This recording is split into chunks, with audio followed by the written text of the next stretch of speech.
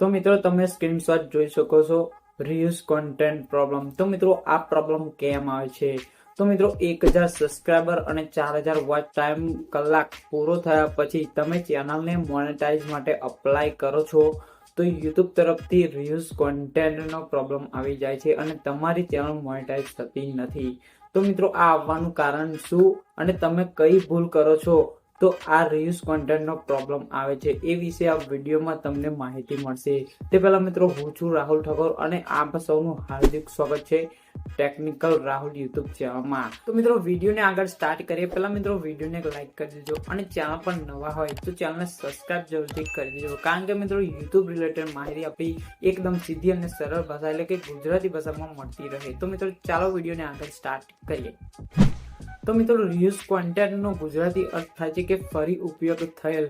તો મિત્રો ફરી ઉપયોગ થયેલ એટલે કેવી રીતે? તો મિત્રો તમને એક્ઝામ્પલ તરીકે સમજાવું. મિત્રો મારી વિડીયો છે બરાબર અને તમે તેને તમારી યુટ્યુબ ચેનલ પર અપલોડ કરી દેશો તો મને તો ખબર પડી જશે, પરંતુ સ્ટ્રાઇક નથી આપતો કે નથી તમારામાં કોપીરાઇટ ક્લેમ આવતો, પણ તમે ઉપયોગ કરી શકો છો બરાબર. અને 1000 સબસ્ક્રાઇબર અને 4000 વોચ કલાક ટાઈમ પૂરો થઈ જાય તમારી ચેનલ પર અને તમે યુટ્યુબ ચેનલને મોનેટાઇઝેશન માટે અપ્લાય કરો છો તો શું મિત્રો તમારી ચેનલ મોનેટાઇઝ થશે? તો મિત્રો નહીં થાય. રીયુઝ કોન્ટેન્ટનો પ્રોબ્લેમ આવી જશે, કારણ કે મિત્રો આ યુટ્યુબ છે. હા, શરૂઆતમાં હતું કે તમે યુટ્યુબ પર ટિકટોકની વિડીયો અપલોડ કરી દો તો પણ તમારી ચેનલ મોનેટાઇઝ થઈ જતી હતી, પણ મિત્રો હવે યુટ્યુબ નવા અપડેટો લાવતું રહે છે અને હવે આગળ પણ કઈ નવી અપડેટ આવી શકે છે એ પણ મિત્રો તમને પણ નથી ખબર અને મને પણ નથી ખબર. આપણને અપડેટ આવશે તો મિત્રો જાણકારી તો મળી જશે, પરંતુ અત્યારે આપણે કહી શકીએ નહીં.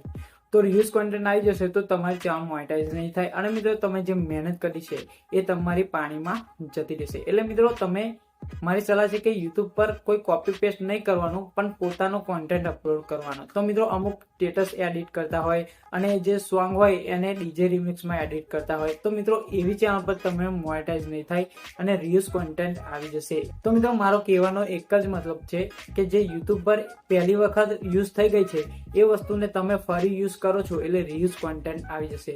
તો મિત્રો હું તમને કહીશ કે તમે જો મહેનત કરો છો આટલી બધી તો મિત્રો તમારો પોતાનો જ કોન્ટેન્ટ અપલોડ કરો, કોઈનું કોપી પેસ્ટ નહીં. તો મિત્રો આશા છે કે તમને માહિતીમાં ખબર પડી ગઈ. તો વિડીયોને જરૂરથી મિત્રો લાઈક કરી દેજો અને કોઈ તમારો ફ્રેન્ડ યુટ્યુબ પર કામ કરતો હોય તો આ વિડીયો એને જરૂરથી શેર કરી દેજો, જેથી મિત્રો એમને પણ રીયુઝ કોન્ટેન્ટ વિશે માહિતી મળે અને જો એ ભૂલ કરતો હોય તો એ સુધારી લેશે. અને મિત્રો તમે પણ જો આ ભૂલ કરતા હોય તો એ સુધારી લેજો અને પછી મહેનત કરશો અને 1000 સબસ્ક્રાઇબર અને 4000 વોચ કલાક પૂરો થયા પછી તમે અપ્લાય કરશો તો તમારી ચેનલ 100% મોનેટાઇઝ થઈ જશે.